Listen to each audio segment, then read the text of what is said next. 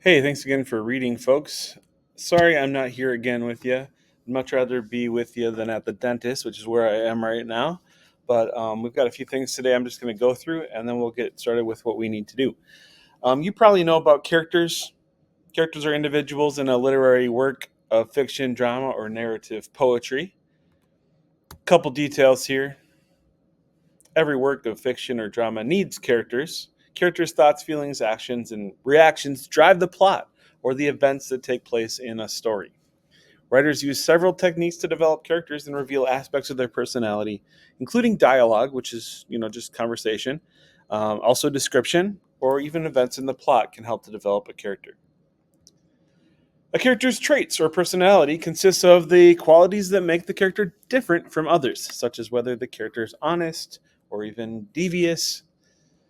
We probably know this word protagonist, the main characters in our stories, the ones who the character or the story rather revolves around and who usually have a problem to solve. Usually these characters change from the beginning to the end of the story, as does the antagonist or the force that the protagonist is opposing. Um, we'll also have some minor characters that probably won't change much in a story, but provide support for the protagonist or antagonist, and might even help to reveal aspects of the protagonist or antagonist's personalities. So I'm sure you know this stuff. We're just doing a general review here. Before we get to this story called The Cruel Tribute, let me give you a little background. This is by James Baldwin. James Baldwin's a famous name. This guy's probably a little less famous than another James Baldwin, but he lived from 1841 to 1925, was a self-taught American who served as a superintendent at a school in Indianapolis, Indiana, before becoming a prolific author. He showed particular interest in history and legend, writing more than 30 books, many of which have been published in countries all around the globe. And he sold over 26 million copies of his books in his life. So we're going to read this story today, The Cruel Tribute. You're going to find it on page 16 of your workbook. These are those annotation symbols.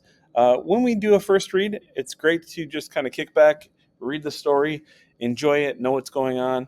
But if you want to annotate, you're more than welcome to with some of these symbols. I've got those posters around my classroom, so you can see those symbols if you need to or if you'd like to. Mark up the text if you want. You don't have to on a first read. Once we're done with reading this, I'm going to have you collaboratively work with one other person, find a partner just to talk about the questions that you see on page 27. We're only going to cover question 1 and 3, though, which are these ones right here. And I'll have a reminder for you later about this. But we'll take a look at that. And then we're going to actually do some writing. So we're going to do some compare and contrast with what you read last time from the Hunger Games. You're going to find this eventually on Schoology. It'll take you to StudySync where you'll do the writing. So here's kind of a nitty gritty of what we're going to be doing. Eventually, we're going to need to go to Schoology on our Chromebooks. I'm going to have you be in assigned seats for now as you get to reading this Cruel Tribute. And probably don't need to talk while you're doing that, but once you collaborate, you'll have a chance to talk quietly. If you need some headphones to keep you focused, that's cool. So we'll read that on page 16 independently. We'll discuss questions 1 through 3 on page 27 collaboratively. And once we feel like we've done that, we will go independently to Schoology. You'll find this assignment, close read, The Cruel Tribute from Old Greek Stories. And you can give me your best response there. If you get a chance to submit that by the end of class, great. If not, we can do that before the beginning of next class. And I'll probably remind people if they haven't during cafe time next class. Before you submit and hit that submit button, you're probably going to see this thing that says review with Write Precise.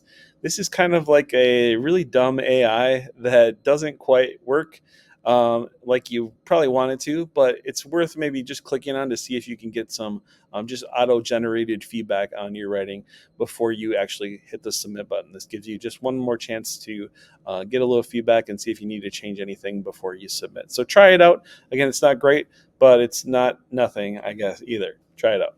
And then we'll submit our assignments. All right, we'll have this slide up so that you know what to do. And I think that's it. So good luck. Thanks for listening. Bye-bye.